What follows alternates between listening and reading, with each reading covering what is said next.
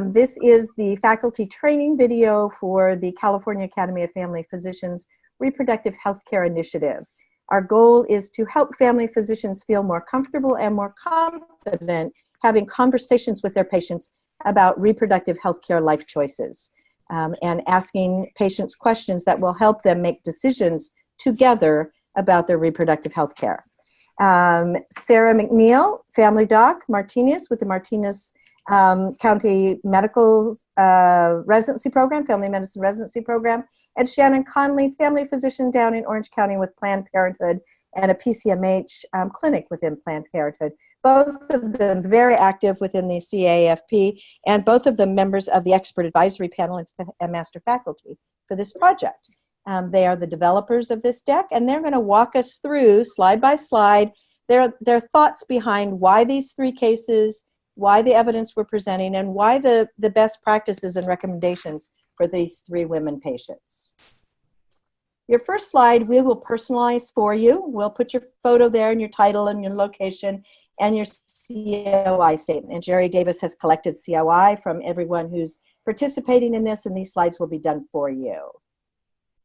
The objectives for this session began with a series of 8 competencies, understanding that there's no way to get through 8 competencies in a 45 to 60-minute lecture. Sarah and Shannon have weaned these down to the really important key objectives. So we really want our audience and our members to be able to open conversations about reproductive life planning using the one key question. We want them to engage patients in patient-centered counseling about reproductive life planning, including prescribing appropriate contraceptive options and emergency contraception, and managing the chronic medical conditions that go along with contraception, and to discuss and use the correct reproductive health myths.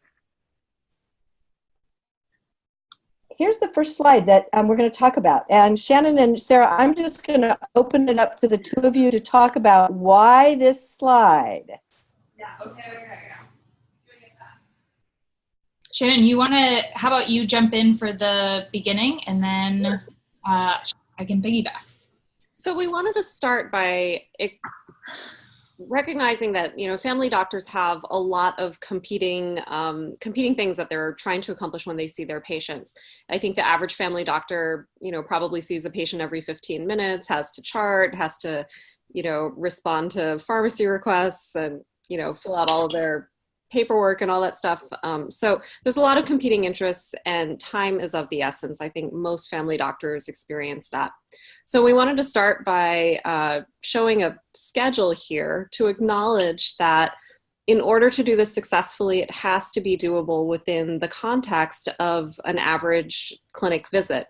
And I think that is a thing that can feel very overwhelming if you don't have a structure to use when you're approaching this conversation. So that's what the slide with the schedule is kind of about. Next slide. Our next slide just provides a little bit of background around the context. We think that most of you will have a lot of information that you can add to this slide as well. But we want to kind of set the stage for the history of unintended pregnancies in the US. Oops. And then we wanted to jump to what entails a healthy pregnancy, which are so many factors. Shannon, you want to speak about this? Yeah, I think we wanted to tie in this idea that a healthy pregnancy is more than just what's happening medically in terms of, management of chronic disease and appropriate prenatal care. There's so many other factors that influence this, including, the relationships a prospective mom has, her finances, where she is in her life. And so we really wanted to put this within the context of what's happening in her life and socially. And I think most women will say that, it's ideal for a pregnancy to happen at a time where, their lives are somewhat organized. And so we wanted to make sure that we addressed not just the medical side of things, but also the social context of in which pregnancies can occur. And then in the next slide, understanding that there are a lot of things that family doctors consider, and ultimately, with a click of a button, you can see what we keep on coming back to throughout this presentation, which is that your patient always has the answer, but you have to ask her.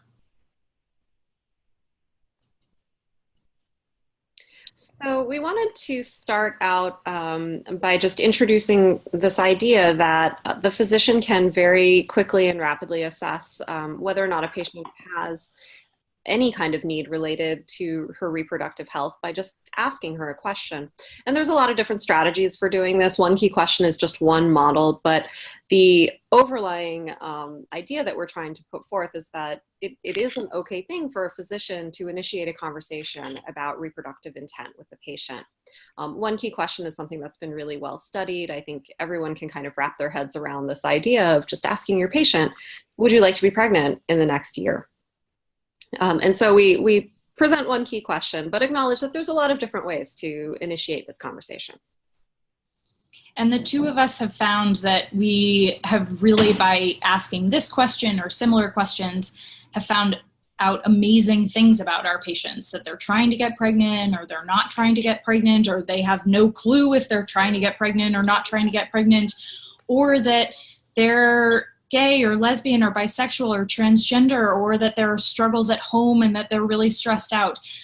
So we want you to, as presenters, think about all of the ways in which you have used this question or used a similar question to really help assess the needs of your patients, because that's what this is all about. And I think it's also important to note that, many patients don't have a plan, or maybe they haven't thought of, they haven't had the opportunity, or maybe never been asked this before. And so it's important to also acknowledge that sometimes not having a plan is where the patient is at that point in her life, and meeting her there and eliciting whether or not there's any needs that she has or any information that she needs. This question can also start that type of conversation as well. On the next slide, you'll also see why we focused on this, because in general, we know that through the literature that providers, especially family doctors, don't do a great job about asking pregnancy intention. So this is a place where we can really focus on meeting the patient for his or her needs. And there's also fairly good evidence out there. There's a meta-analysis that shows that patients overwhelmingly feel favorably about when doctors ask them about their reproductive intent. On this slide, we thought that you could ask the audience, if you feel like you have time, about why doctors don't talk to patients about family planning. We have a long list that you can add to, but I'm sure that many audience members will have lots of ideas why.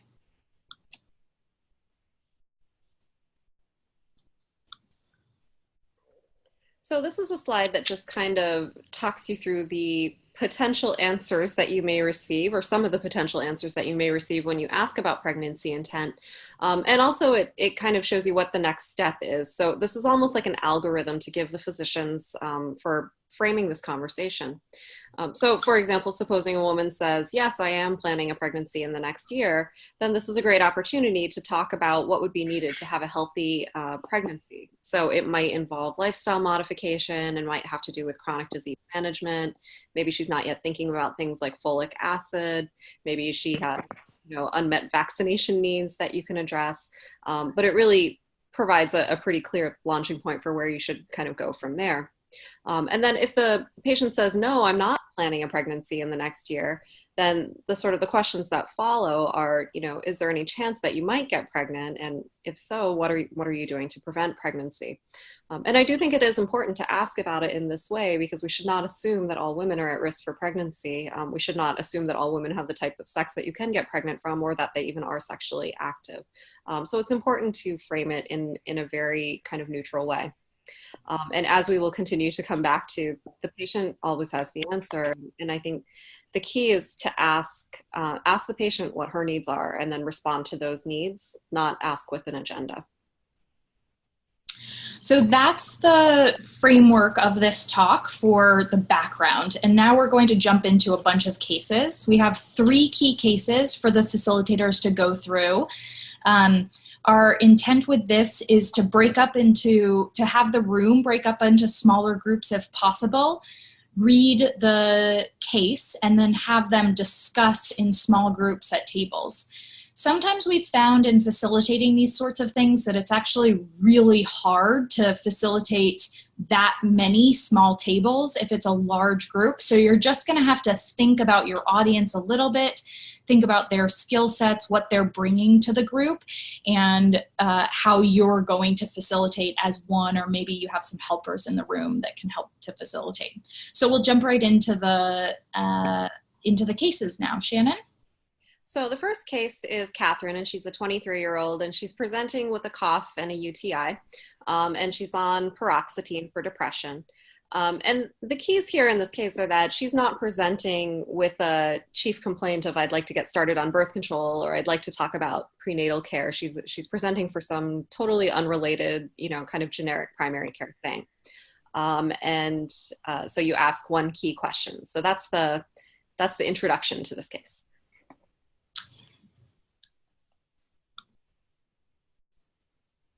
Again, your patient has the answer, so you just have to ask. And she responds, "My partner and I are considering starting a family soon. I don't want to do anything that would harm my baby." So facilitators break up and discuss, and then come back as a group and talk about best practices. So hopefully, as part of the facilitation, you can, you might ask additional questions like, okay, so, what might be the next question that you ask Catherine, or, how do you elicit from her what her needs are, or does she even have needs? Hopefully the doctors will kind of intuitively understand kind of where to go with this, but if they need prompting, I think it can be helpful to start asking additional questions.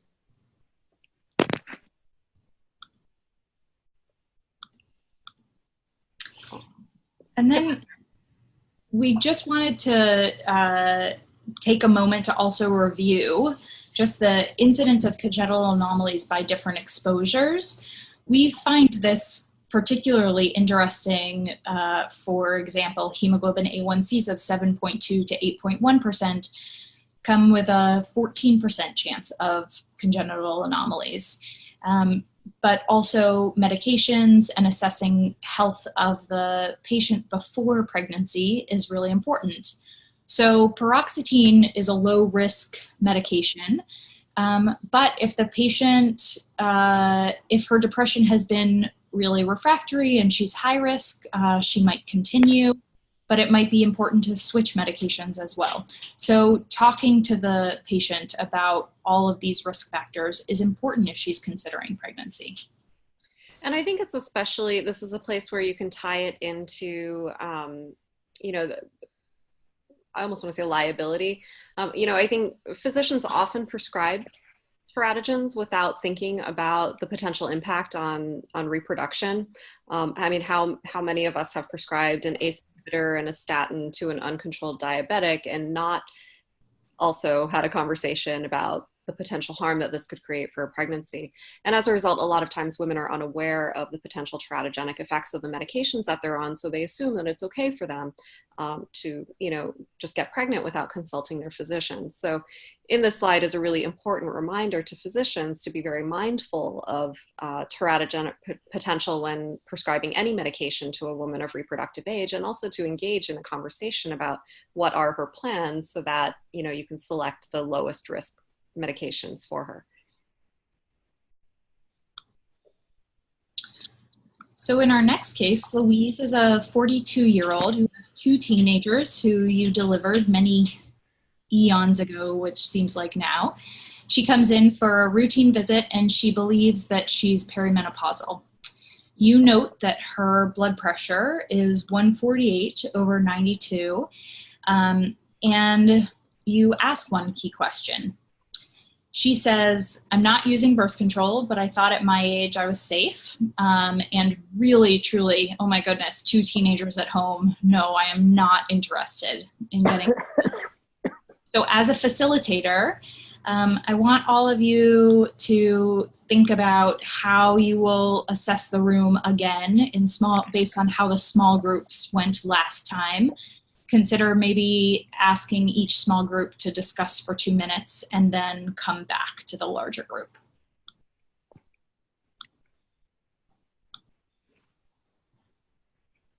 So on this slide, we've introduced one example of a tiered effectiveness chart.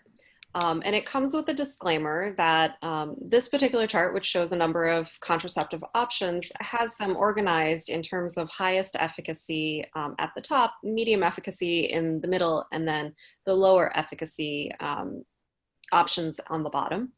And I think that this is really useful for review for physicians to see that, implants and IUDs are 99% effective or more. Whereas methods like the pill, the patch, the ring, and the shot do have a failure rate. That's important to note.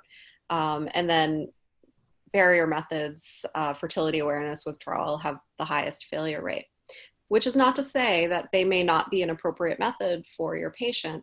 But the key is always you have to ask the patient, what is her priority? For some women, her priority might not be the most effective method. Maybe her priority is avoidance of a particular side effect that she's concerned about.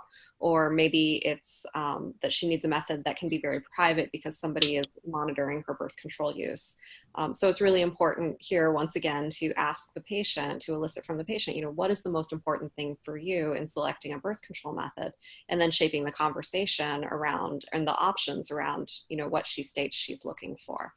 But I do think that this chart is really valuable for physician audiences to just be a refresher for, effectiveness.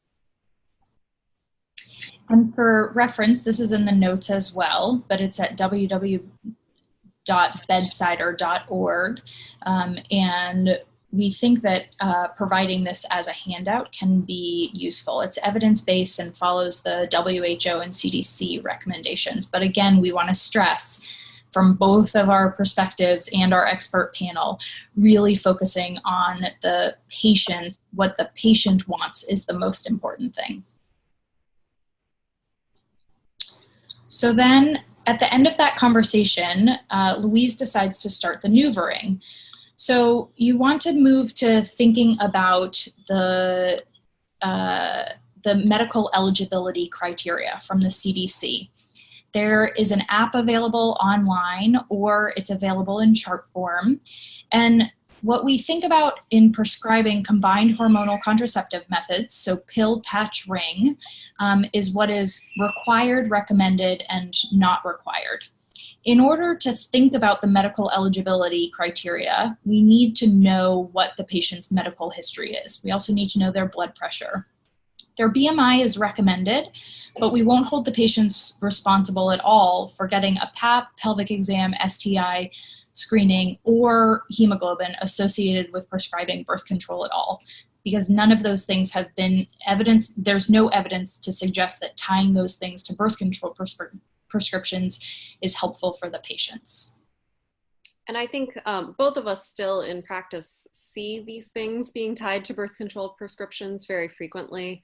I have often seen women who've had unintended pregnancies because their doctor wouldn't give them a refill for their birth control pills because they hadn't come in to do their annual pap smear, which also is not evidence-based. She doesn't need an annual pap smear, but it's not an uncommon story. And so just like, we would say to a physician, you wouldn't withhold diabetes medication because the patient has, refused a colonoscopy. In the same way, you don't withhold birth control because the patient has declined or refused a pap smear or STI testing or whatever it is.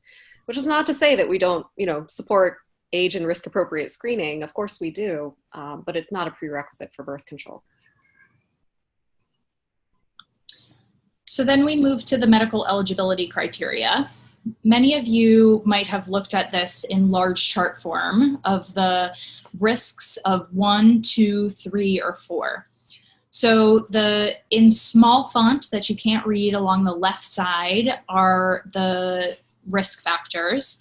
And then for each of the types of birth control methods, combined hormonal contraceptives, progesterone-only pills, injections, implants, and IUDs over to the far right column, a risk is listed as a 1, a 2, a 3, or a 4. A 1 indicates that that birth control method is to be used freely for any person with those chronic medical conditions. A category 4 is an absolute contraindication, meaning that it's really dangerous for that person to receive the birth control method in the column. A 2 means that the benefits most likely outweigh the risks, and a 3 means that the risks most likely outweigh the benefits, but is not a contraindication. There's a great app for the CDC medical eligibility criteria. It's free, really easy to download, and we are happy to talk to people about it over a longer period of time. In our experience, it takes a lot of time with an audience to walk through downloading an app, getting familiar with the app. That's really hard in large audiences. So we would recommend that each of the tables has multiple copies of the CDC medical eligibility criteria, but that you mention the app, but that you don't use the app in this presentation just based on the amount of information that you have to get through. Shannon, do you want to talk about the maneuvering for Louise? Sure. So Louise had stated that she might be interested in the maneuvering, but if we, pull up our app or look at our charts, we'll see that she actually has a condition that would make her at increased risk, and that's that she is hypertensive. And so this would be an excellent opportunity to engage the audience in conversations about what would be safe and effective birth control methods that she could use that wouldn't increase her risk. And so hopefully you'll be able to elicit from them either something like a copper IUD that's non-hormonal, or a progestin-only method, or a barrier method. And this might be a good place to enter into a conversation about, what are the different pros and cons of each of these methods, how do they relate to the patient's stated goals, and kind of proceed from there. So this next slide, sorry, Shelley, can you go back just one? The next slide here is the bedsider slide about emergency contraception. And we put this here just because it's really important in any conversation about birth control to also throw in a few words about emergency contraception, what to do if birth control isn't used or if birth control fails. And we find that while a lot of providers are aware of Plan B or Levonorgestrel oral emergency contraception, there's a lot less general knowledge out there about other emergency contraceptive methods, including 2 methods that are actually more effective. And so we put this chart here as a reminder that actually the most effective emergency contraceptive method is the Paragard or copper IUD. And then the next most effective method is ELA, or ulipristal acetate, which is an oral formulation.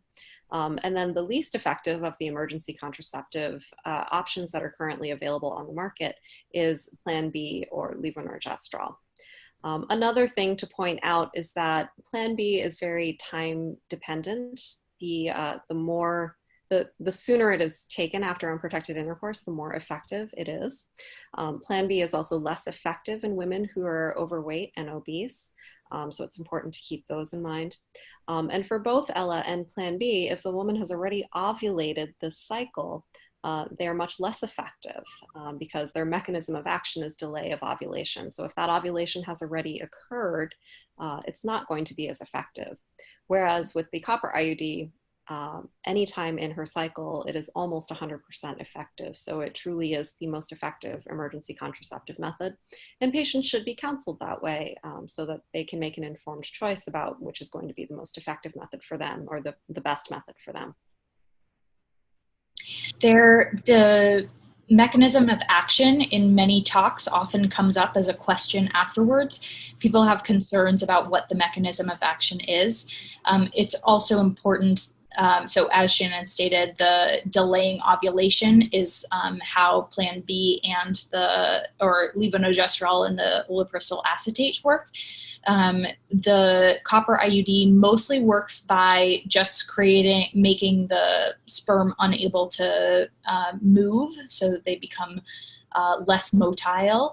And in studies where they have looked at tubal washings of egg and sperm, most sperm don't meet an egg. So it's no concern for causing a fertilized egg to not implant. So this slide here, oh, can you go back one, Shelley? Thank you. Is basically just instructive on how one would go about prescribing these medications.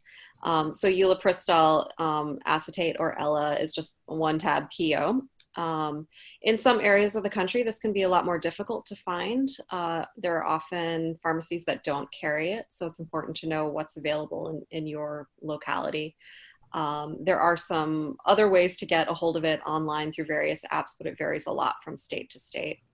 The levonorgestrel emergency contraception, or Plan B, is available over the counter.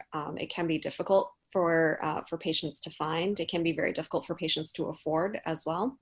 And so in places where it is covered by health insurance or state or federal funded programs, the patient having a prescription in advance may be the difference between her being able to afford it or not. And then, of course, for the copper IUD, ideally, this is something that you would be able to offer same-day insertion right there in your office. But it does require a little bit more infrastructure and, of course, knowledge and skill of how to insert an IUD. We also wanted to put a plug in for the rest of the CAFP Reproductive Health Initiative. One of the things that we are working on is a maintenance of certification, which will help providers to work on best practices, including same-day insertion of IUDs. If anybody in the audience thinks that that's something that they would work on improving in a quality improvement project. And we also just wanted to put a plug in for remembering that using emergency contraception does not increase the risk of STIs or unprotected intercourse, even in teens. So depending on where your audience or your small groups go with this conversation about how to facilitate things for Louise, it's very possible that you would end up with either, Louise is going to go home on progestin-only pills or some other birth control method. So it's important to point out here that anytime you prescribe a method, you should also provide information about what to do if the method fails, or if it's used incorrectly, or just forgot it, or whatever it is. So this is where that emergency contraception goes into play. And again, we always want to stress that we're not trying to coerce patients at all, ever. It's always their values and their needs and their wishes that needs to be, primary in this conversation. And, she may even choose not to go home that day with a birth control method, and that's okay. What's important is that she's been given all the information that she needs to make an informed choice for herself. So our next case is Anne, who's 17 years old. She thinks that she needed an appointment to renew her birth control, so she came in to see you, and it turns out that she's heading to college next month. When you ask one key question for Anne, she's very clear that she doesn't like taking pills. She sometimes forgets, and she is really interested in discussing other options. So at each of your tables, we'd like you to talk about what you would ask the patient to help facilitate what is best for her. So hopefully the table will, come up with, we'd ask her about her risks for pregnancy and what she plans on doing to avoid pregnancy. And then that would kind of segue into a conversation about different contraceptive methods and what might be, the best option for her.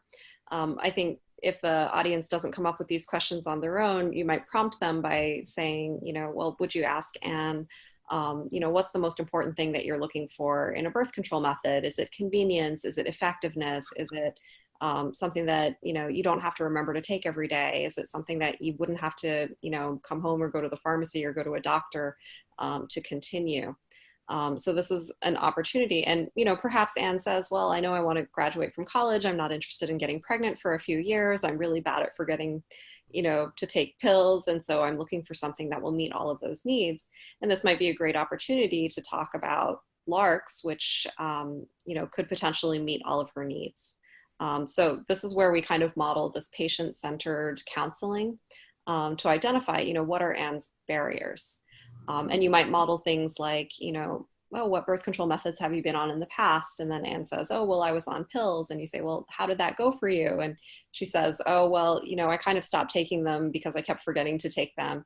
And so, a good provider will reflect back to the patient by saying something like, well, it sounds to me like, you were on birth control pills, but it was really difficult for you to take them. And so maybe it would be useful to look at methods that are more convenient or easier to take, something kind of like that. I think it's helpful to model it if the participants don't come up with that on their own. This idea, back one more, Shelley, sorry. This idea can also be focused on shared decision making. We think about patient-centered counseling instead because we really want to not leave much of the decision with the provider, but rather focus entirely on what the patient wants. But for some audiences, shared decision making might be a bit more palpable and current in their practices. This is a reminder just for all of us about the percentage of pill users who missed a dose in the past 3 months. More than a third of women who rely on the pill use their method inconsistently, meaning they miss at least one pill during a 3-month period, which I think every typical human can relate to easily. And I think this is also an important slide to talk about how you can set up your patients for success with whatever method they choose. So, it's important to give really clear instructions to the patients on how to use their birth control method, effectively, when to start it, how long until it's effective, what do you do if you miss a pill, what are some strategies so you can remember to take the pill every single day. I think a lot of very well-meaning providers, they write that prescription, hand it to the patient, and then, assume that they've done everything that they need to do, when in fact, it is really worthwhile to explore concretely with the patient what her barriers may be and how she can overcome those barriers so that she can be successful at using the method. This is a fun slide that's just a reminder about how many pills it takes to create an equivalent efficacy for LARCs, long-acting reversible contraceptive methods. So a 10-year IUD is over 3,000 pills, daily pills. And this isn't to say that pills are a bad birth control method. For many people, they're a perfect birth control method that suits all of their needs. But it's important that patients have realistic expectations going into the birth control so that they understand exactly how much work it will entail. And for some people, taking a pill every day is not a big deal. And for other people, it might be very difficult. So it's just important to lay those expectations for the patient so they can make an informed choice.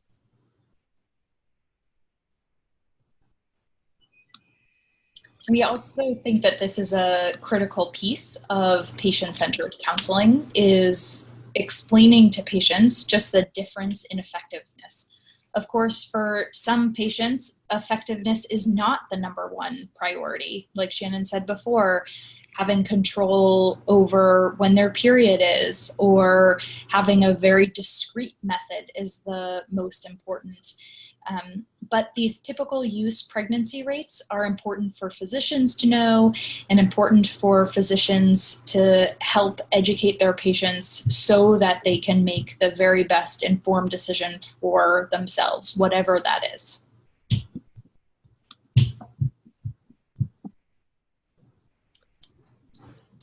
So these are 3 IUD pictures that are actually international IUDs. Only the one that's on the far right is an IUD that's currently available in the United States. But they are images, and once in a while you will see a patient who comes from another country where these other types of IUDs are being used. So you may encounter some other IUDs that are not traditionally T-shaped. So we just want to speak for a minute about all the different types of IUDs. Essentially, there are two big categories: non-hormonal copper IUDs and then hormonal levonorgestrel IUDs. The copper IUD, in this wonderful chart from the Reproductive Health Access Project on the left-hand side, which is available for free online, is FDA approved for 10 years, but has excellent evidence that it is very effective at preventing pregnancy for up to 12 years. It tends to cause women to have slightly heavier bleeding and cramping, which is totally fine for some women, but distressing for others. And but it causes their period to be the same as it was before in the same time frame. So for example, if somebody had irregular periods, they would continue probably to be irregular. If somebody had a period every 28 days, then they would tend to have the same sort of period every 28 days, but a little bit heavier and a little bit more crampy. In comparison, the hormonal IUDs with levonorgestrel have a wide variety of marketing. The Mirena and the Liletta are both 52 milligrams of levonorgestrel. The Liletta is the exact same as the Mirena, except that it has been created by a different drug company. The Liletta is really amazing for lots of patients because at FQHCs, anywhere where you can get 340B pricing, it only costs $50. So it's a remarkable option for many patients. Both the Mirena and the Liletta are the Mirena is FDA approved for 5 years. The Liletta is currently FDA approved for 4 years because it's only been out for 4 years. But all evidence suggests that both are extremely effective at preventing pregnancy for up to 7 years. The Mirena and the Liletta both cause women to have slightly lighter periods, little to no bleeding every single month. It can be very spotty at first, but then in the months following can cause amenorrhea for most women. The Kylena has less levonorgestrel, 19.5 milligrams, and is FDA approved for 5 years. The Skyla has 13.5 milligrams and is FDA approved for 3 years. So for those two options, women tend to have a little bit less amenorrhea than with the Skyla and the Mirena. Shannon, is there anything else about IUDs that you want to include? Because there's so much that we love to talk about if they're right for the patient. You know, I think we would be happy to talk about IUDs for hours on end, but unfortunately it might be outside of the scope of the time that's allotted. But I agree, you know, when talking about IUDs with patients, I think it's important to find out how their menstrual cycles, like kind of how they're oriented towards their menstrual cycles. You know, women who say it's really important for me to have a period every month. I wouldn't feel comfortable if I didn't have a period every month. You know, often tend to gravitate either towards the Paragard or the lowest dose of the hormonal IUDs.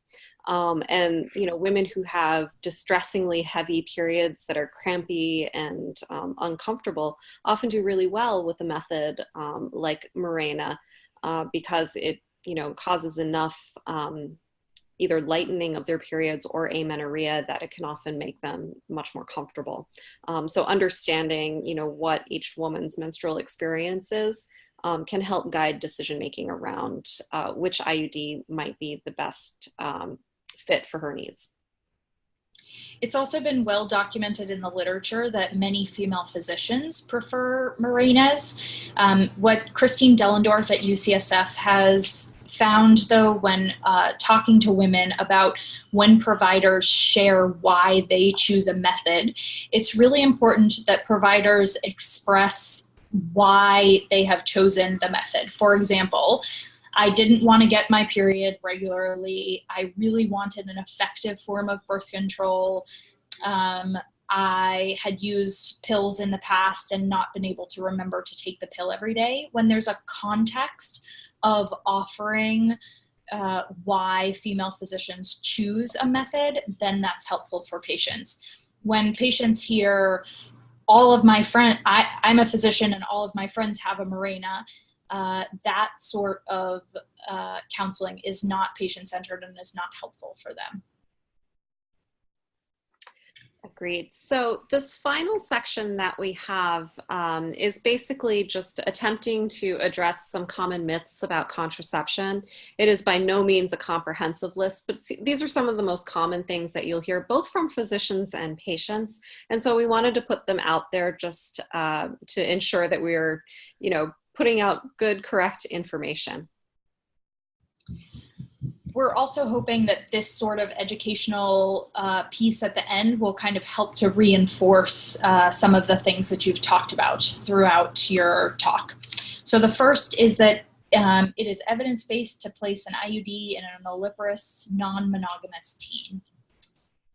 And you can either just ask people to poll, put your hands up for myth, or put your hands up for fact. And then we have done an animation with a click to remind the audience that that is fact. And I think as a facilitator, if you have the time to do so, going into a little bit more explanation of, why this is a fact is often quite helpful. If you have time, you might say things like, the American Academy of Pediatrics, believes that LARCs should be first line options for teens, or presenting information about how IUDs don't cause problems with fertility and therefore it's perfectly acceptable to place an IUD in a nulliparous person, would be really helpful if you have the time. And we've included a lot of those things in the notes section of the slides and the facilitator's guide to help you along. So the next statement is a history of PID as an absolute contraindication to IUD insertion. And this is if you click a myth. And I think, the talking points for this would be that current active PID is definitely an absolute contraindication to IUD insertion. You should never insert an IUD in someone with purulent cervicitis or active PID. But having a history of PID, as long as it is completely treated, is not a contraindication. Similarly, if you have time, you might point out here that if a person with an IUD gets PID, it is not necessary to remove the IUD. You can leave the IUD in place and treat the PID. This is something that we see a lot in the community is patients have their IUDs pulled unnecessarily during the treatment of pelvic inflammatory disease. Whoops.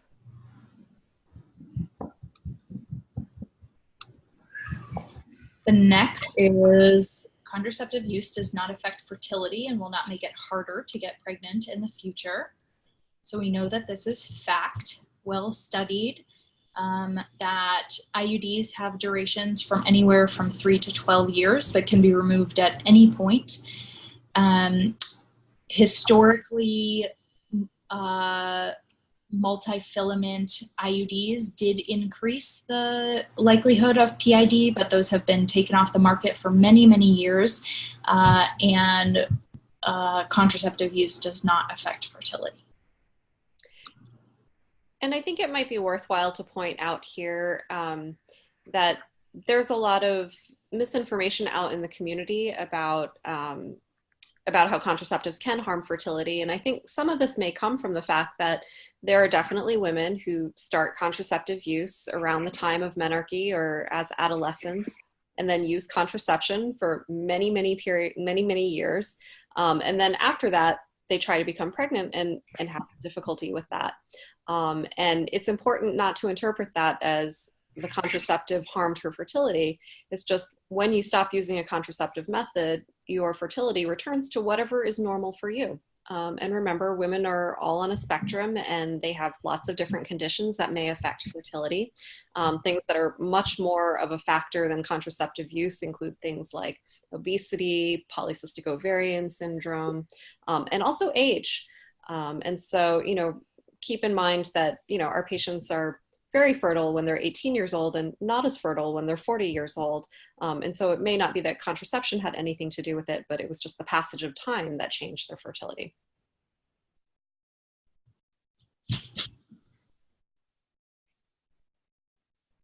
So the next item is intrauterine contraceptives increase the risk of ectopic pregnancy.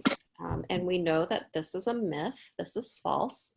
And in fact, I think it's really important to explain this one because it's not intuitive. And I think a lot of doctors in particular struggle with this when we give talks to, even like residents, they'll often bring this up as a concern. And the important thing to note is that intrauterine contraceptives decrease all pregnancies for a patient. And so the overall risk of ectopic pregnancy is actually decreased by the presence of intrauterine contraception. However, if a pregnancy does occur with the presence of an intrauterine IUD, there is a likelihood that it could be an ectopic pregnancy. It is more likely, which is different from saying that increased risk. It's that in the rare pregnancy should occur, it is more likely. Did I explain that okay? This is a really important point to make. Sarah, I don't know if you have anything else to add. Yep. No, that's good. Another myth versus fact. Amenorrhea caused by continuous use of contraception is associated with major depressive disorder. We both have come across this a lot as a myth that comes up in practice because women are worried about amenorrhea. They think that somehow it's not natural, that it can cause harm to their bodies, can be associated with major depressive disorder. But all meta-analyses have been very clear that there is no association between that there's no harm from amenorrhea associated with continuous contraceptive use, and also that contraceptive use has not been associated with major depressive disorder. So both of the statements within this myth are myths.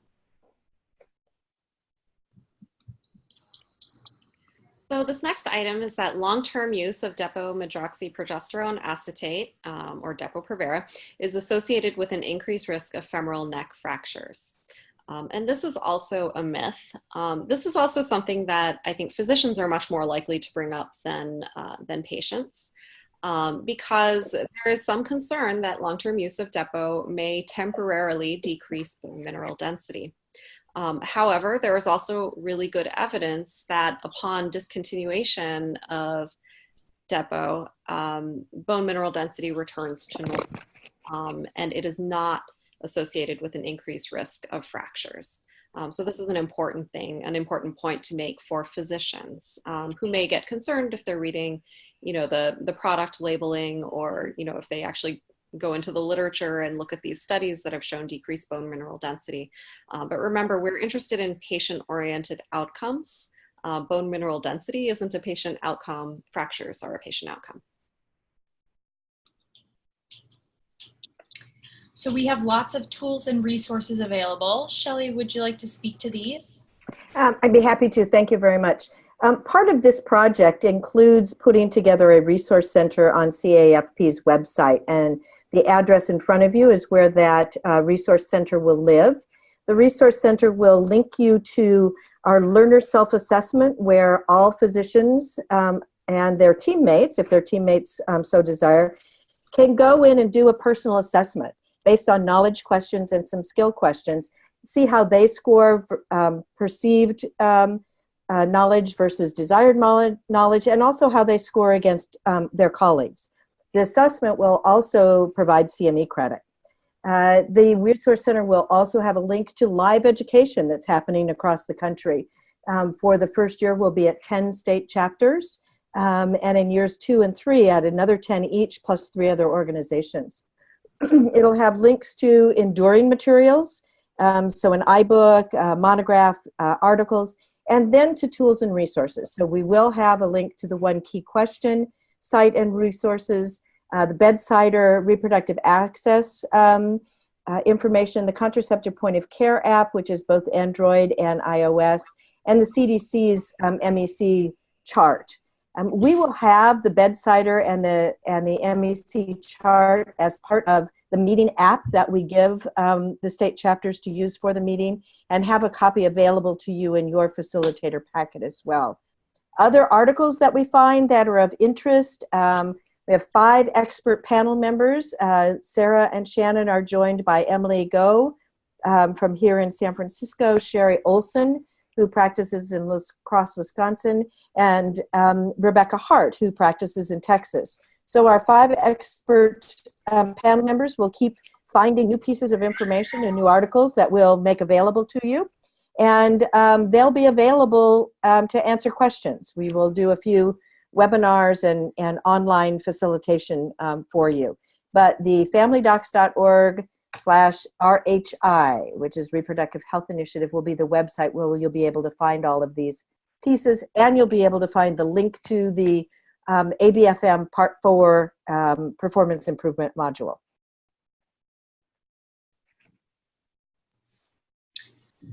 So often during these talks, because most women are trying to contracept for most of their life, and everybody knows and cares about women in their lives, people have lots of questions that are sometimes really difficult to answer. They're about all different kinds of things and nothing that you have necessarily researched yourself. So Shannon and I and the rest of Anne Shelley and the rest of the expert panel are happy to be resources for all of you. The resources listed on the last slide are also great evidence-based, patient-centered approaches to reproductive health life planning, making sure that you're focused on trying to elicit exactly what the patient is looking for.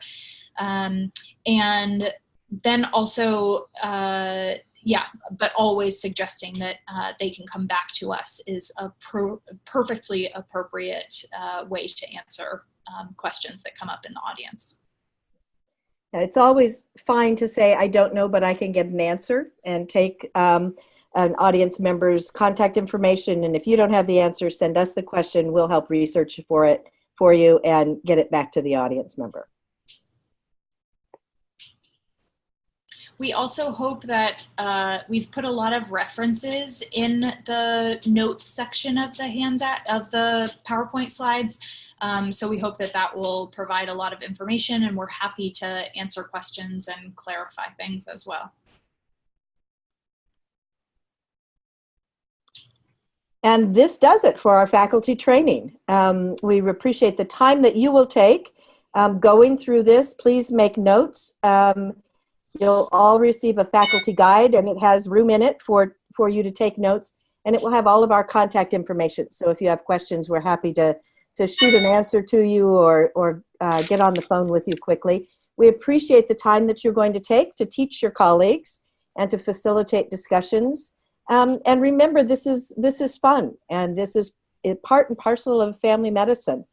Each of you will have different audiences. Some of you will have small audiences where you can do small table facilitation. Others of you may be in a room with 800 people where you have people turn to their neighbor and ask a question, or you ask just the large audience and ask for a volunteer to raise their hand. But it's important that you have a good time with this. And we will keep you posted as the placements continue, and we will share with you the evaluation results so that you can see how you're doing and how your colleagues are doing. And we hope that you'll take part in the assessment and in the MOC project as we move forward. Want to thank Shannon and Sarah for their time this evening to record this. And again, thanks to all of you for being part of this very important initiative. Shannon, Sarah, any closing remarks for your colleagues? No, I just wanted to say that I love this last slide, which I think demonstrates just the incredibly beautifully diverse, patients that we as family doctors serve. And I love that, these conversations about reproductive life planning and intent, they affect all of these different types of people and many more. And so it's just a reminder of kind of who we're trying to serve, and how just wonderfully, beautifully complex our patients are, and what a privilege it is to take good care of them. And we're so grateful to all of you for engaging in this work, and the CAFP for encouraging us to do this.